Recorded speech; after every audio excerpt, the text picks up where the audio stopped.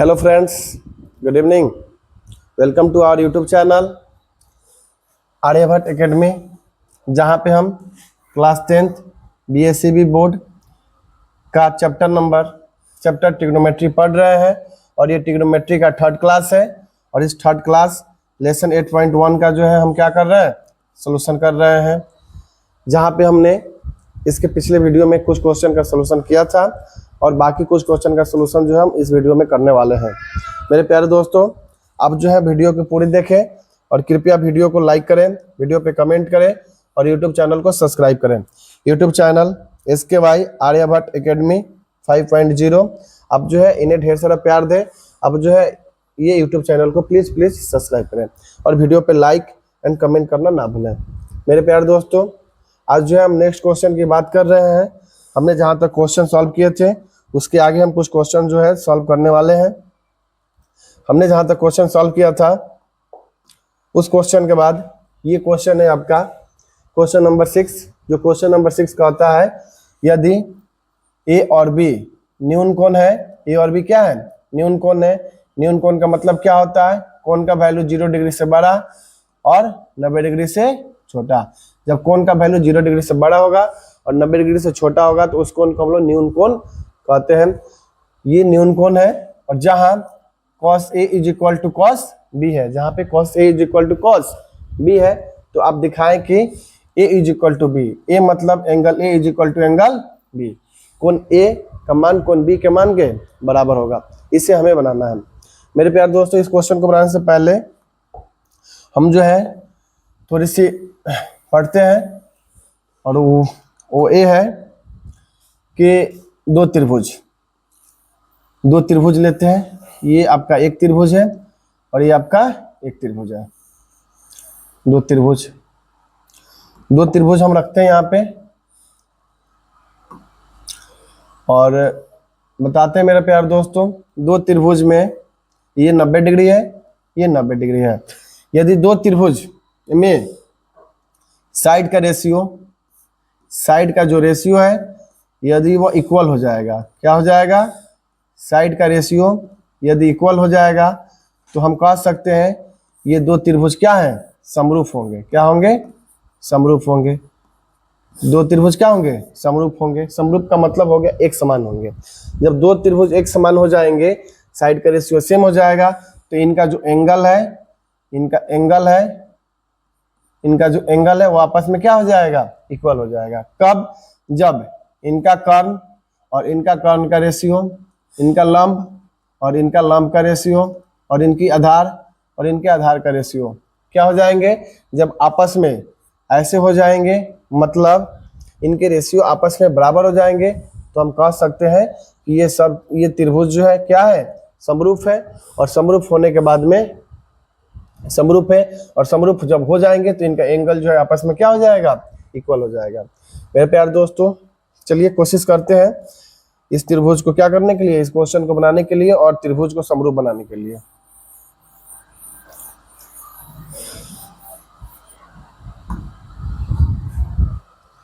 मेरे प्यारे दोस्तों, अब जो है इस क्वेश्चन को बनाने के लिए सबसे पहले हम क्या लिखते हैं, हल लिखेंगे, हल।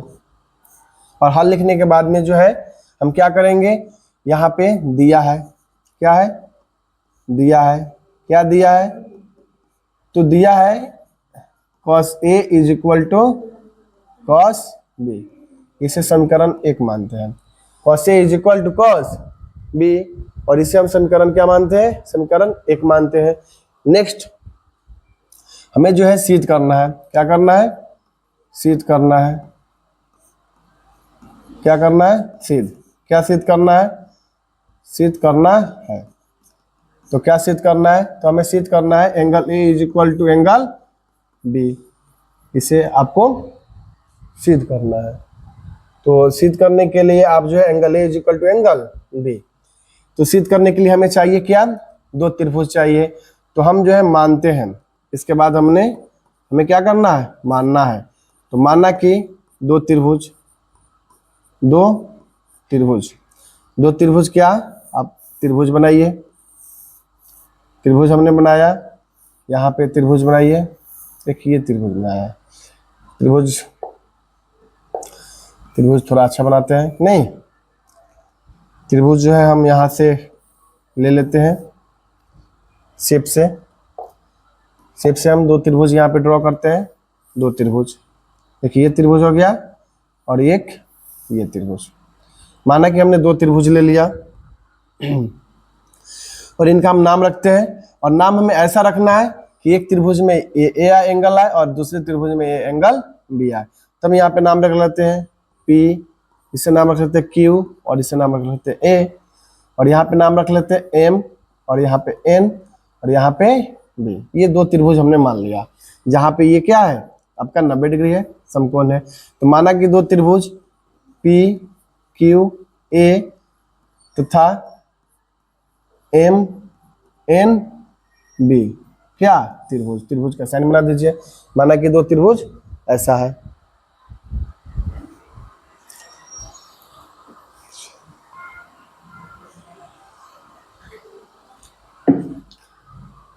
मेरे प्यारे दोस्तों, हमने यहाँ पे 2 त्रिभुज लिया, त्रिभुज पी क्यू ए तथा त्रिभुज एम एन बी, जहाँ पे कोण ए जो है, कोण क्यू जो है 90 डिग्री है और कोण एन जो है 90 डिग्री है। अब हम इसके आगे बनाएंगे। ये 2 त्रिभुज हमने बना लिया है। इसके आगे जो है हम बात करते हैं। अब लिखेंगे, अब त्रिभुज पी क्यू ए में, अब त्रिभुज पी क्यू ए में क्या लिखना है हमें, cos A. Cos A is equal to, cos A की यदि हम बात करते हैं तो सामने इसे हम क्या बोलते हैं, इसे हम बोलते हैं लंब। ए की सामने की भुजा लंब कहलाती है, एंगल की सामने की भुजा लंब कहलाती है, और ये हमेशा कर्ण होगी, और इसे हम क्या बोलेंगे, आधार बोलेंगे। इसे हम आधार बोलेंगे। तो हमें लिखना है फॉर्मूला जो होता है, कॉस का फॉर्मूला होता है और वो होता है आधार बटा लंब। तो आधार का वैल्यू क्या है, क्यू ए, इसे हम लिखेंगे क्यू ए बटा कर्ण का वैल्यू जो होगा वो होगा आपका पी ए, क्यू ए बटा पी ए। ये क्या होगा आपका, cos A is equal to Q A बटा पी ए। पुनः यदि हम बात करें, पुनः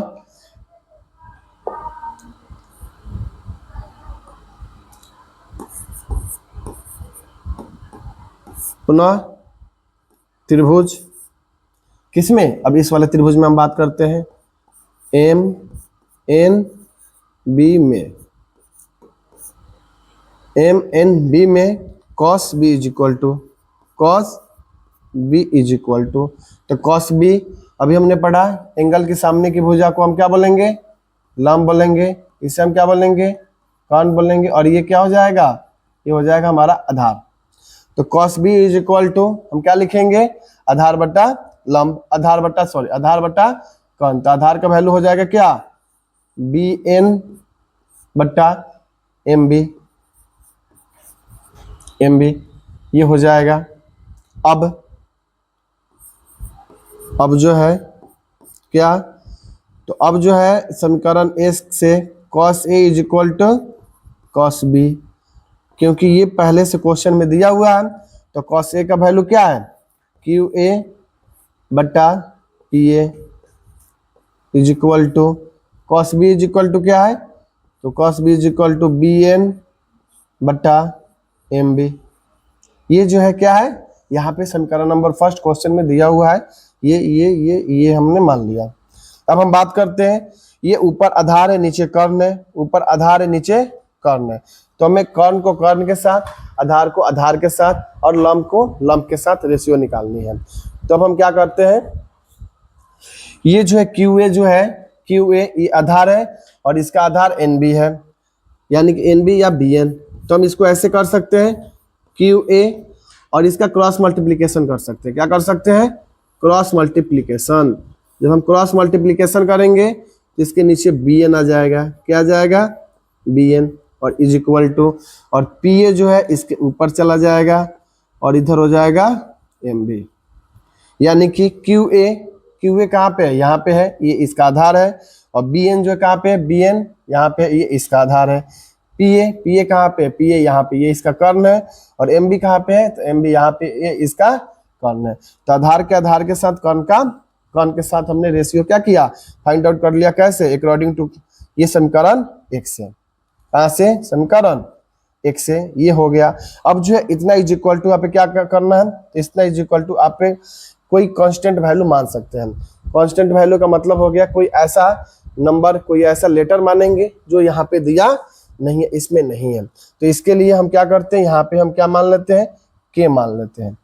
के क्या कर लेते हैं, माना, क्या किया, के माना।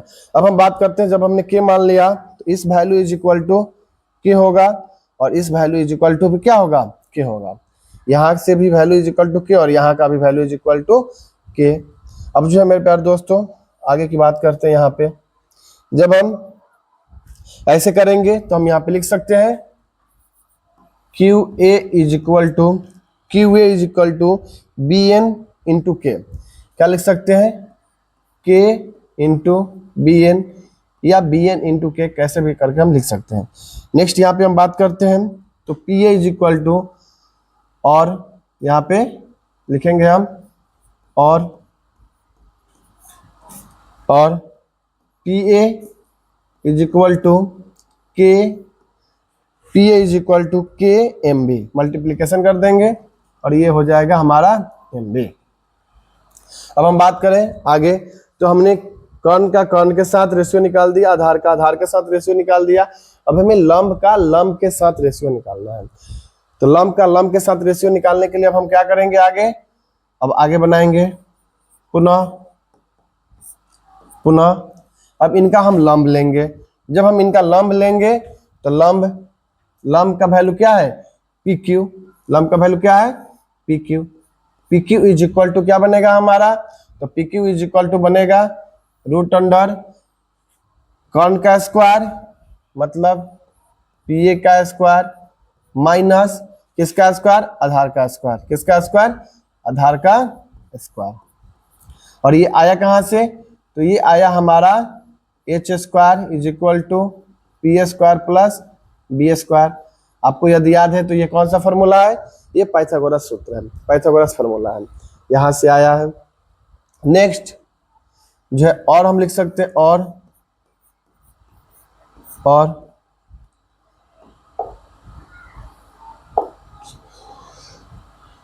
हम लोग और लिखेंगे। इसके बाद और लिखने के बाद हम क्या बनाएंगे, अब इसका लंब हमने निकाल लिया, अब इसका लंब की बात करते हैं। तो यहाँ पे जब हम लंब निकालेंगे तो लिखेंगे M N is equal to root under क्या, कर्ण का स्क्वायर एम बी का स्क्वायर माइनस इसका स्क्वायर बी एन का स्क्वायर, बी एन का स्क्वायर। इसे आप इक्वेशन नंबर सेकंड मानिए और इसे आप इक्वेशन नंबर थर्ड मानिए। अब हम बात करें मेरे प्यारे दोस्तों आगे की तरफ, तो हमें रेशियो चाहिए। हमें क्या चाहिए, रेशियो चाहिए। तो रेशियो इनका हम क्या करेंगे, रेशियो निकालेंगे। रेशियो निकालने के लिए याद रखें ऊपर मेरे प्यारे दोस्तों क्यू ए और पी ए, मतलब क्यू ए और पी ए ये वाला त्रिभुज की हम बात कर रहे हैं, उसके नीचे ये वाले त्रिभुज की बात कर रहे हैं। इसलिए हम हमेशा इस वाले त्रिभुज का जो आधार कर्ण और लंब है हमेशा ऊपर रखेंगे और इस वाले त्रिभुज का आधार कर्ण और लंब हमेशा नीचे रखेंगे। तो मेरे प्यारे दोस्तों पी क्यू जो है वो किसका है, इस वाले त्रिभुज का है। इसीलिए अब हम लिखेंगे आगे अब पी क्यू बटा M N is equal to, तो पी क्यू बटा M N is equal to हम लिखेंगे रूट अंडर जो आया है हमारा वैल्यू उसे हम लिखेंगे पी ए का स्क्वायर माइनस क्यू ए का square under root M B का स्क्वायर माइनस बी एन का स्क्वायर। अब हम बात करते हैं आगे पी क्यू बटा M N is equal to root under P A. अब हम बात करते हैं ये पी ए का वैल्यू हमारा आया है के इंटू एम बी। क्या आया है, के इंटू एम बी। तो हम यहाँ पे लिख देंगे के एम बी का whole square minus Q A का वैल्यू क्या आया है, के इंटू बी एन। तो हम यहाँ पे लिख देंगे के बी एन का स्क्वायर बाई नीचे अंडर रूट क्या जो दिया हुआ है एम बी का स्क्वायर माइनस बी एन का स्क्वायर। ऐसे हम इसे लिखेंगे। मेरे प्यारे दोस्तों, जब हम इस क्वेश्चन को सोल्यूशन करेंगे, यहां से अब हम आगे बनाते हैं। थोड़ी सी तबीयत सही नहीं है, तो इस क्वेश्चन की जब हम सोल्यूशन करेंगे तो यहाँ पे हमें फाइंड आउट होगा, यहां से P Q by M N is equal to, यहां से अब हम यहाँ पे लिख सकते हैं के स्क्वायर, बाहर लेंगे तो यहाँ पे हमारा हो जाएगा एम बी का स्क्वायर माइनस बी एन का square by root under M B square minus B N square. जो दिया हुआ है वैसे हम लिख देंगे यहाँ पे। अब हम बात करते हैं इज इक्वल टू, इसे इज इक्वल टू नहीं और बोलते हैं, और एम एन। अब यहाँ पे देखिए 2 है तो हमारा क्या हो जाएगा, एक बाहर हो जाएगा। अब यहाँ पे रूट में आ जाएगा ये सब, क्या, एम बी का स्क्वायर माइनस बी एन का square by root under M B square minus B N square. अब हम बात करें यहाँ पे, तो यहाँ पे और यहाँ पे ये दोनों एक जैसा है, इसे हम क्या करेंगे, कैंसिल आउट कर देंगे। जैसे ही हम कैंसिल आउट करते हैं तो हमें मिलता है P Q by M N is equal to K मिलता है। यानी कि P Q by M N जो होगा वो किसके बराबर हो जाएगा, के बराबर हो जाएगा। और हमने क्या माना है, के को हमने इतना माना है। अब हम यहाँ पे लिख सकते हैं, इसलिए हम लिख सकते हैं Q A by B N is equal to P A by M B is equal to P Q by M N. यानी कि Q A by B N, Q A by B N, P A by M B, P A by M B, P Q by M N, P Q by M N. यानी कि Q ए क्या है, Q ए जो आधार है, आधार का ratio, P A क्या है, P A हमारा कर्ण है, कर्ण का रेशियो, पी क्यू क्या है, पी क्यू हमारा लंब है, लंब का रेशियो। तीनों रेशियो आपस में क्या हो गया, इक्वल हो गया। जब तीनों रेशियो आपस में मेरे प्यारे दोस्त इक्वल हो जाएंगे, तो हमने अभी पढ़ा था जब तीनों रेशियो आपस में इक्वल हो जाएंगे तो क्या हो जाएंगे, त्रिभुज पी क्यू ए समरूप हो जाएंगे किस त्रिभुज के, त्रिभुज एम एन बी के, त्रिभुज एम एन बी के। अब जब त्रिभुज समरूप हो जाएंगे तो इनका एंगल जो है आपस में क्या हो जाएगा, इक्वल हो जाएगा। इसीलिए angle P is equal to angle M हो जाएगा, angle Q is equal to angle N हो जाएगा, और angle A is equal to angle B हो जाएगा। और हमें यही फाइंड आउट करना था, क्या, कि दिखाए कि A is equal to B है, तो हमने यहाँ पे फाइंड आउट कर लिया A is equal to B, और ये हमारा क्या हो गया मेरे प्यारे दोस्तों, प्रूव्ड हो गया। आई होप ये क्वेश्चन आपको समझ में आया होगा। आप जो है इसे बार बार देखेंगे फिर आपको ज्यादा समझ में आएगा मेरे प्यारे दोस्तों, और इसे खुद से बनाने की कोशिश करें। अब हम बात करते हैं नेक्स्ट क्वेश्चन की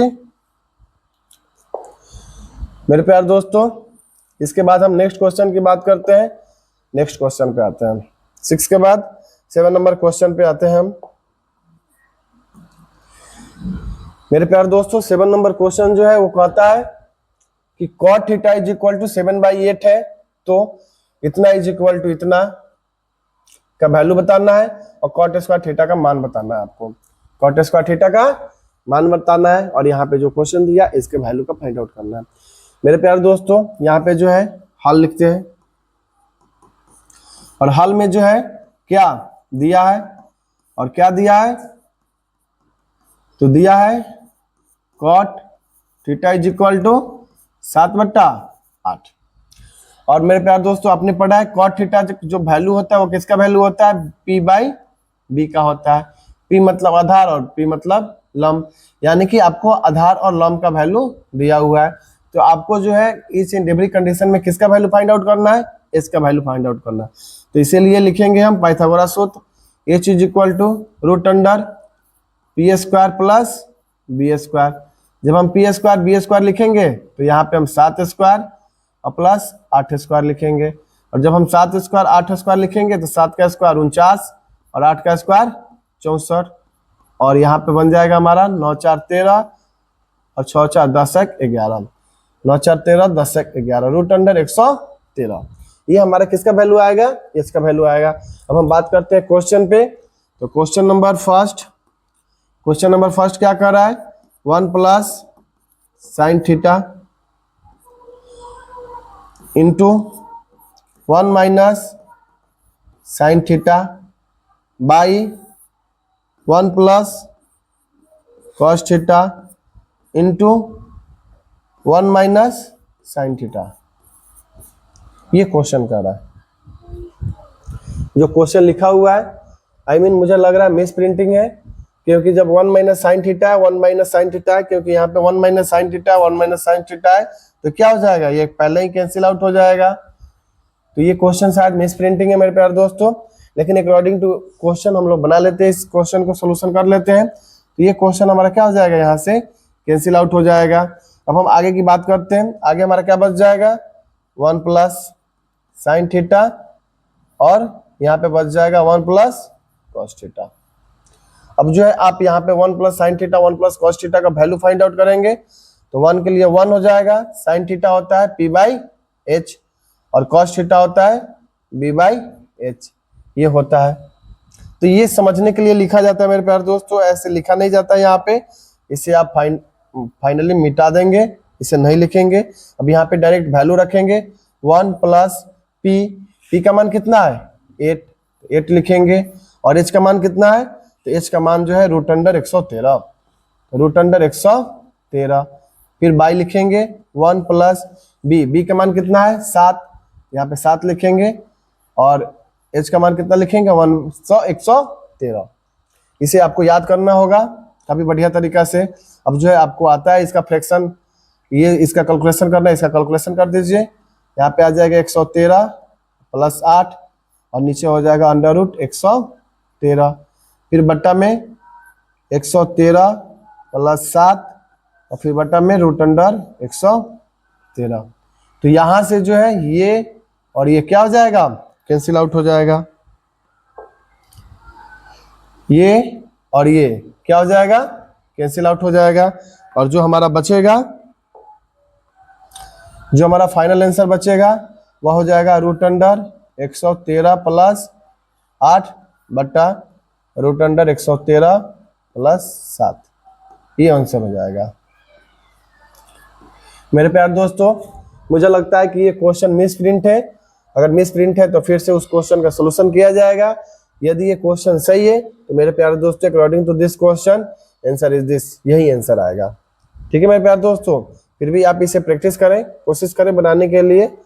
नेक्स्ट जो है सेकंड नंबर हम क्वेश्चन की यदि बात करते हैं तो सेकंड नंबर क्वेश्चन है हमारा जो हो जाएगा कॉट स्क्वायर थीटा।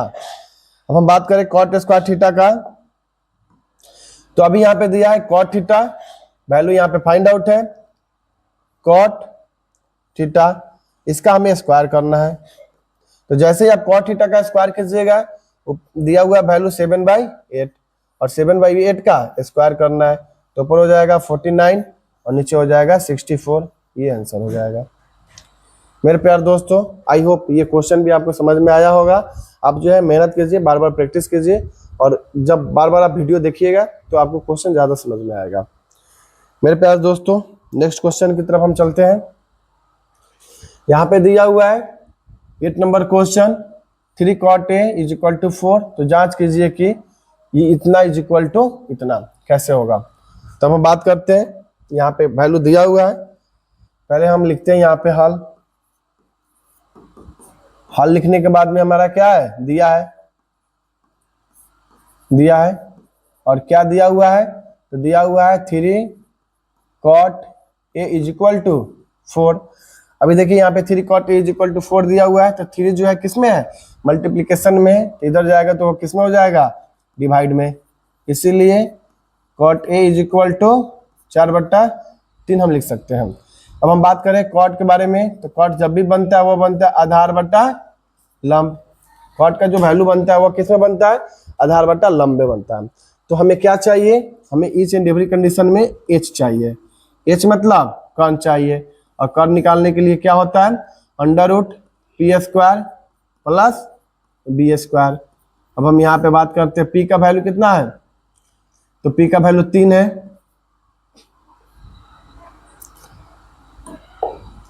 पी का वैल्यू 3 है, तो यहाँ पे हम 3 का स्क्वायर लिखेंगे, और बी का वैल्यू 4 है, 4 का स्क्वायर लिखेंगे।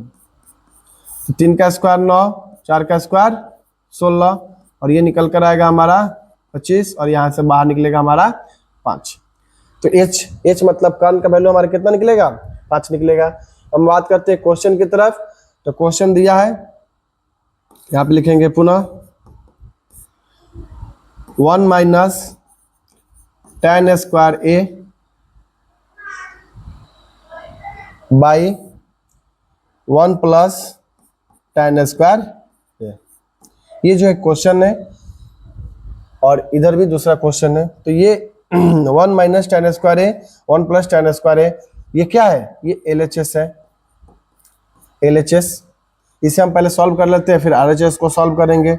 इज इक्वल टू लिखेंगे हम क्या, 1 माइनस tan का जो वैल्यू होगा, tan A का वैल्यू होगा वो क्या होगा, तो tan A का वैल्यू होता है, tan का फॉर्मूला होता है लंब बटा आधार। तो हमें लंब बटा आधार लिखना है, इसे याद करना है और डायरेक्ट वैल्यू रखना है। तो लंब का वैल्यू कितना है 3, और आधार का वैल्यू कितना है 4। तो यहाँ पे हम लिखेंगे 3 बट्टा 4 का होल स्क्वायर बाई 1 प्लस, फिर यहाँ पे tan है सेम, 3 बट्टा 4 का स्क्वायर करेंगे, इज इक्वल टू 1 का 1 माइनस 3 का हो जाएगा 9, 4 का हो जाएगा 16, फिर यहाँ पे 1 प्लस 9 बट्टा 16। अब इसे आप सॉल्व कीजिए मेरे प्यारे दोस्तों। जब इसे सॉल्व कीजिएगा तो 16 माइनस 9 बट्टा 16, और फिर यहाँ पे जाएगा 16 प्लस 9 बट्टा 16। ठीक है, अब हम बात करते हैं आगे की। 16 में से 9 जाएगा, 9 7 16, फिर नीचे 16, और 16 9 25 बट्टा 16। अब हम बात करते हैं यहाँ पे, तो इसे जो है बहुत सारे स्टूडेंट को दिक्कत होता है इसे सॉल्व करने में। तो मेरे प्यारे दोस्तों, ये जो बड़ा वाला साइन है इसे आप डिवाइड करते हैं, हम इसे क्या कहते हैं, डिवाइड। और डिवाइड का मतलब हो गया ऐसे, डिवाइड ऐसे, और इसे आप लिख सकते हैं 7 बट्टा 16। जब हम डिवाइड को किस में बदलते हैं, मल्टीपल में, तो हमारा क्या होता है, ये पलट जाता है। तो ये हर जो है ऊपर चला जाता है, और अंश जो है कहाँ चला जाता है, नीचे आ जाता है। अब ये क्रॉस मल्टीप्लिकेशन हो जाता है, कैंसिल आउट हो जाता है, क्रॉस कैंसिल आउट, और यहाँ पे हमारा इतना ये आंसर आ जाता है। हम यहाँ पे भी कर सकते थे, इसको कटा देंगे, 7/25 हो जाएगा, ये आंसर हो जाएगा। तभी हमने किसको सॉल्व किया, किस पार्ट को सॉल्व किया, LHS को सॉल्व किया। जब हमने LHS को सॉल्व किया तो आया आपका 7/25, 7/25। अब हम बात करते हैं नेक्स्ट RHS में। अब यदि ये इतना आ जाएगा तब हम कहेंगे प्रूव्ड, अदरवाइज ये प्रूव्ड नहीं है। अब RHS की बात करें तो cos A का square minus sine square A, sorry यहाँ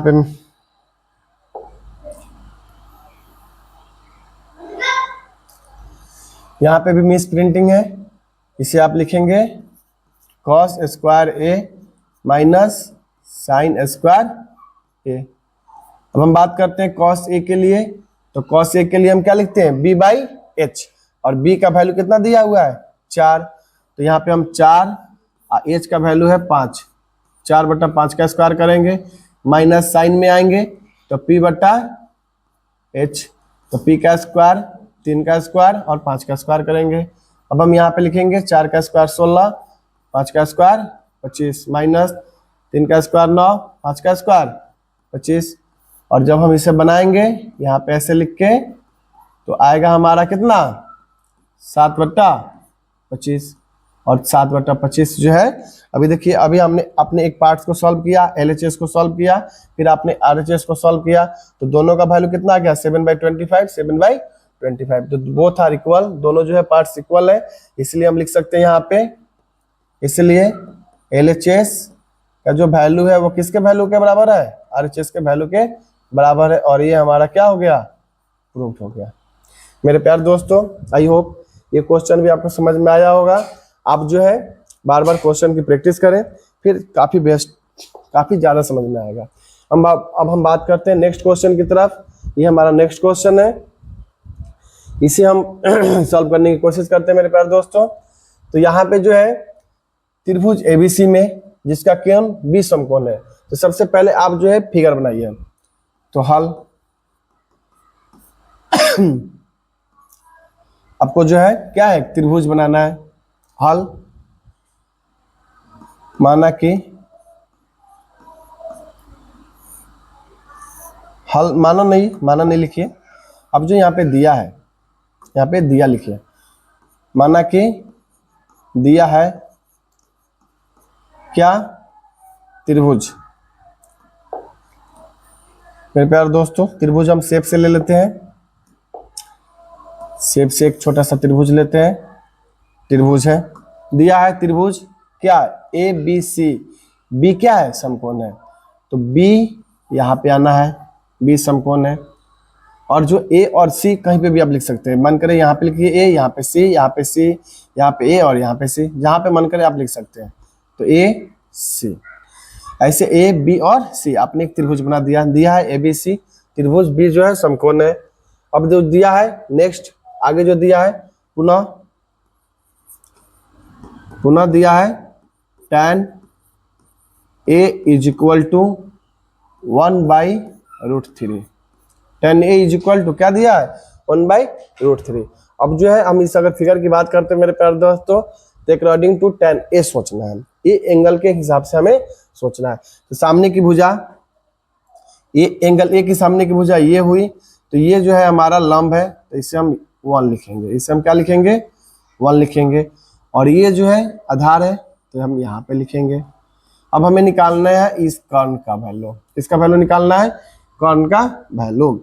इसलिए अब हम लिखेंगे h is equal to root under आधार स्क्वायर प्लस लंब square is equal to 1 plus, इसको जब आप स्क्वायर कीजिएगा तो 3 होगा, और यहाँ पे बन जाएगा हमारा 4, और जब 4 होगा तो बाहर निकलेगा कितना, 2। तो इसका वैल्यू जो होगा वो कितना निकल कर आएगा हमारे सामने, 2 निकल कर आएगा। इसे हम लिखेंगे 2।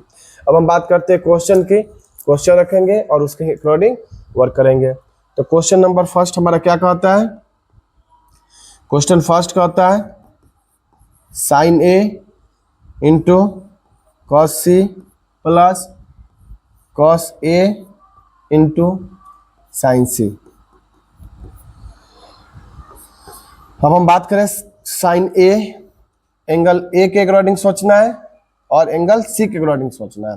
जब हम एंगल ए और एंगल सी सोचेंगे तो हमारा जो है आधार और लंब जो है वो हमारा क्या हो जाएगा, बदलेगा।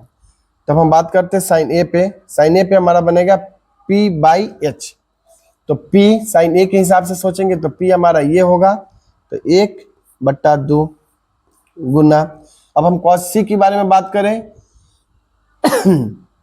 तो cos c के सामने ये, तो ये होगा आपके एंगल के सामने लंब। ये क्या होगा, लंब। तो हमें c में cos के साथ लंब नहीं होता है, cos के साथ क्या होता है, आधार होता है।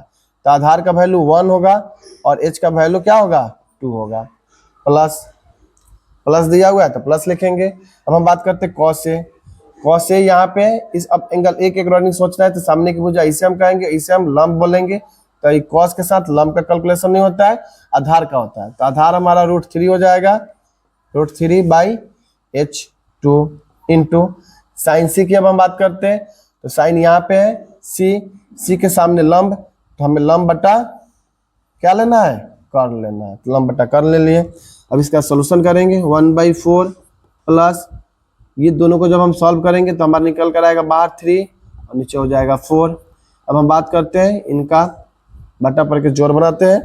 फ्रैक्शन का ये जोड़ है, और जब आप जोड़ बनाइएगा तो यहाँ पे नीचे 4 हो जाएगा, प्लस हो जाएगा, यहाँ पे 3 हो जाएगा, 3 1 4/4, और ये कैंसिल आउट होकर कितना आंसर आएगा, 1 आंसर आएगा। तो फर्स्ट नंबर क्वेश्चन का जो है हमारा आंसर आ गया, वो कितना आ गया, 1 आ गया। मेरे प्यारे दोस्तों, आप इस क्वेश्चन को खुद सॉल्व करने की कोशिश करें। अब जो है जितना ज़्यादा मेहनत कीजिएगा, जितना ज़्यादा ट्राई कीजिएगा, जितना ज़्यादा प्रैक्टिस कीजिएगा, आपके लिए बेस्ट होगा मेरे प्यारे दोस्तों। आप जो है सेकंड नंबर क्वेश्चन खुद बनाने की कोशिश करें। नेक्स्ट क्वेश्चन पे हम आते हैं। यहाँ पे जो है क्वेश्चन दिया हुआ है, क्वेश्चन जो है वो क्या है, तो पी क्यू आर में जिसका क्यू कोण जो है वो क्या है, समकोण है। तो मेरे प्यारे दोस्तों सबसे पहले इस टाइप का क्वेश्चन जब भी आएगा तो आप जो है वहां पे फिगर बनाने की कोशिश करें, त्रिभुज ड्रॉ करने की कोशिश करें। तब हम यहाँ पे हम त्रिभुज ड्रॉ कर रहे हैं। सबसे पहले क्या लिखेंगे, लिखेंगे हल, और हल में दिया है, क्या दिया हुआ है, एक त्रिभुज दिया हुआ है।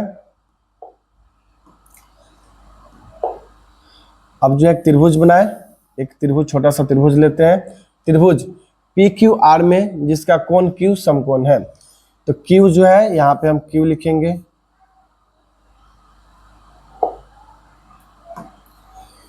यहाँ पे क्यू समकोण है तो समकोण के पास हमने क्यू लिख दिया। और पी और आर आप कहीं पे लिख सकते हैं, जहां पे आपकी इच्छा, यहाँ पे पी लिखिए, यहाँ पे आर लिखिए, आपकी मर्जी, कहीं पे आप लिख सकते हैं। पी क्यू आर में पी जो है हमारा क्या है, क्यू जो है समकोण है, और बाकी जो है क्वेश्चन है आगे पढ़ेंगे फिर पता चलेगा। आगे जो क्या दिया हुआ है, ये दिया हुआ है, फिर ये दिया है Q P Q is equal to 5 centimetre, P Q is equal to 5 centimetre. तो P Q is equal to ये दिया हुआ है 5 सेंटीमीटर, और यहाँ पे इन दोनों साइड का सम दिया हुआ है। इन दोनों साइड का क्या दिया हुआ है, सम दिया हुआ है, जोड़ दिया हुआ है। जब इन दोनों साइड का सम दिया हुआ है तो हम जो है इस क्वेश्चन को बनाएंगे। जब इस क्वेश्चन को हम बनाते हैं तो दिया है इतना इज इक्वल टू इतना, इतना इज इक्वल टू इतना, पुनः क्या दिया हुआ है, P R plus Q R is equal to 25 centimetre, ये दिया हुआ है। P R plus Q R is equal to 25 centimetre. अब जो है आपको जो है यहाँ पे कुछ सोचना है, दिमाग लगाना है, दिमाग लगाइए और कुछ सोचिए। जब आप दिमाग लगाएंगे और सोचेंगे तो मान लेते हैं हमने यहाँ पे ये है, और यहाँ पे हम एक बात मान लेते हैं, दिया है और पुनः इतना इतना दिया हुआ है। अब जो है माना कि, क्या करना है, माना कि, मानते हैं, हमें इसमें से कोई ना कोई एक को मानना पड़ेगा, फिर आगे हमें बनाना है, नहीं तो ये हमारा सॉल्व नहीं होगा। माना कि, या फिर नहीं मानिए, हम जो है इसे ऐसे बना सकते हैं। ये दिया हुआ है, यहाँ पे जब ये दिया हुआ है पुनः इतना इज इक्वल टू इतना, तो हम यहाँ पे लिख सकते हैं ऐसे, पी आर मतलब ये कर्ण है, P R is equal to इधर 25 माइनस क्यू आर, ऐसे हम लिख सकते हैं, 25 माइनस क्यू आर लिख सकते हैं। अब हम बात करें यहाँ पे, इतना तो हमने लिख दिया, नेक्स्ट की बात करते हैं। पुनः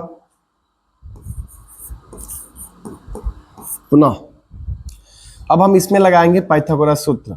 क्या लगाएंगे, पुनः पाइथागोरस सूत्र से। तो पाइथागोरस सूत्र क्या कहता है हमारा, वह कहता है कर्ण का स्क्वायर, यानी कि सबसे बड़ी भुजा का स्क्वायर। सबसे बड़ी भुजा क्या है हमारा, पी आर है। कर्ण का स्क्वायर दो छोटे छोटे भुजाओं के स्क्वायर के योग के बराबर होता है।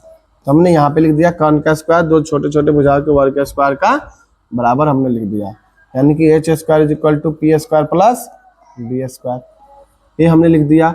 अब हम बात करते हैं आगे की। तो ये मेरे प्यारे दोस्तों याद रखिए, ये जो लिख रहे हैं हम पुनः पुनः अब या फिर ऐसे साइन दे रहे हैं, इसे देना अनिवार्य है, क्योंकि यही जो है मैथ का ओरिजिनल पहचान है। ठीक, तो इसे देना एकदम अनिवार्य है। अब हम बात करते हैं, इस क्वेश्चन को सॉल्व करेंगे। इस क्वेश्चन पे अब हम बात करते हैं, तो पी आर का वैल्यू दिया हुआ है 25 माइनस क्यू आर, यहाँ पे हम लिखेंगे 25 माइनस क्यू आर का square is equal to P Q की अगर हम बात करें तो पी क्यू का वैल्यू दिया हुआ है कितना, 5, यहाँ पे हम 5 का स्क्वायर, अब प्लस क्यू आर का तो वैल्यू दिया हुआ नहीं है, तो हम यहाँ पे क्यू आर ही लिखेंगे, क्यू आर का स्क्वायर। अब हम इसे सॉल्व कीजिए मेरे प्यारे दोस्तों। अब यहाँ पे देखिए, यहाँ पे क्या बन रहा है, a माइनस बी का whole square, a minus B का होल स्क्वायर।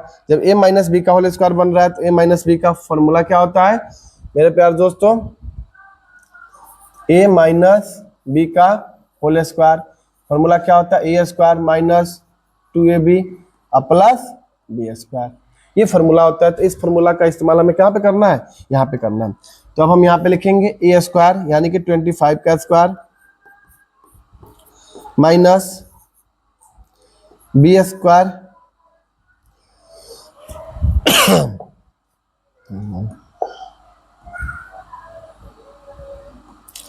ए स्क्वायर माइनस फॉर्मूला क्या बोलता है 2a और b,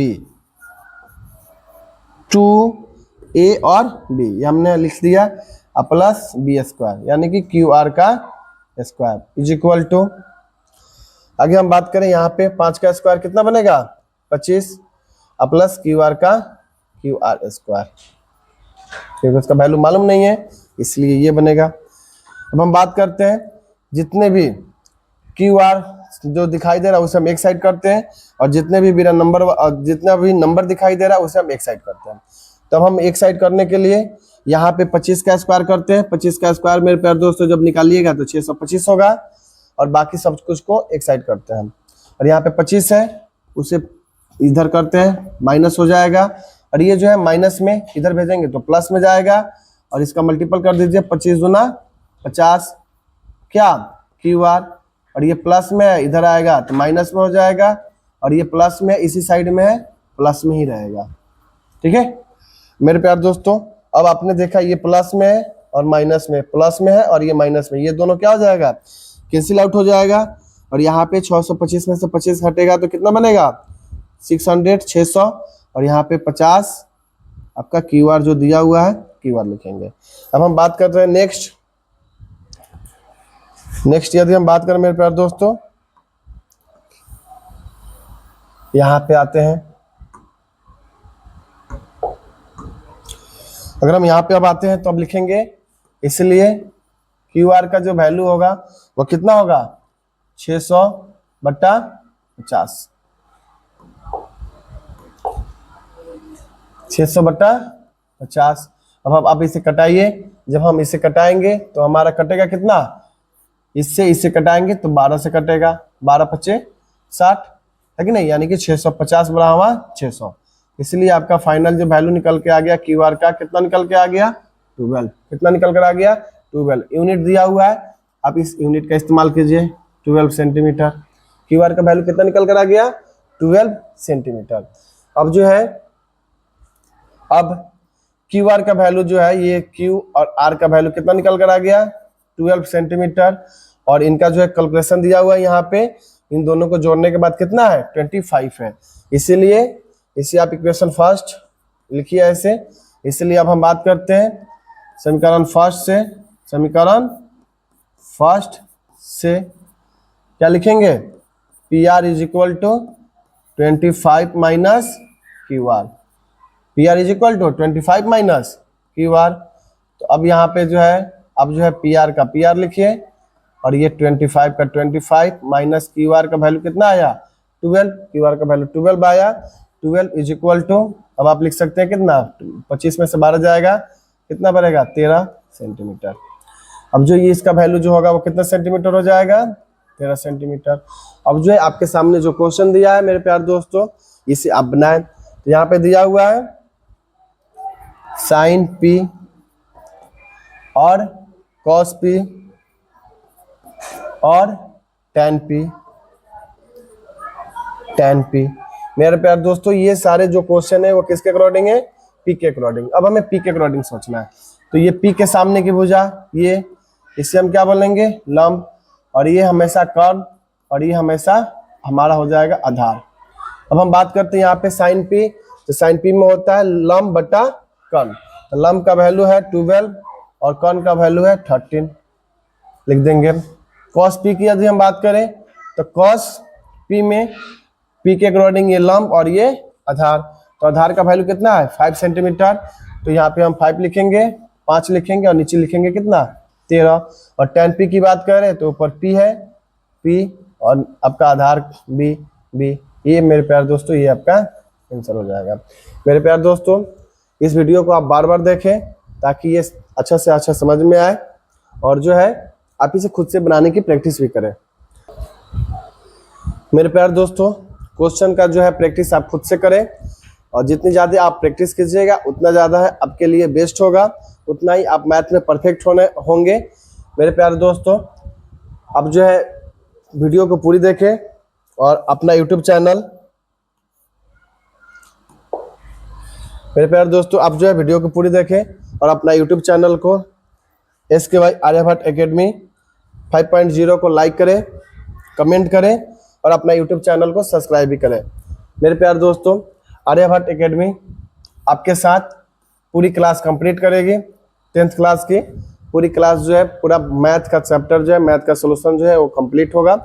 मेरे प्यारे दोस्तों, आप जो है ढेर सारा प्यार दे वीडियो पे, वीडियो को कंप्लीट देखें। जितना ज़्यादा आप वीडियो को देखेंगे, जितना ज़्यादा आप बार बार वीडियो को प्ले करेंगे, बार बार वीडियो को देखेंगे, जहाँ पे नहीं समझ में आए वहाँ पे आप उसे रोक कर फिर से देखें और बार बार देखेंगे तो आपका जो है कंसेप्ट एकदम अच्छा से क्लियर होगा। मेरे प्यारे दोस्तों, आप जो है वीडियो को पूरी देखें और वीडियो पे ढेर सारा लाइक करें, कमेंट करें और चैनल को सब्सक्राइब करें और ढेर सारा प्यार दें। मेरे प्यारे दोस्तों, बाय बाय।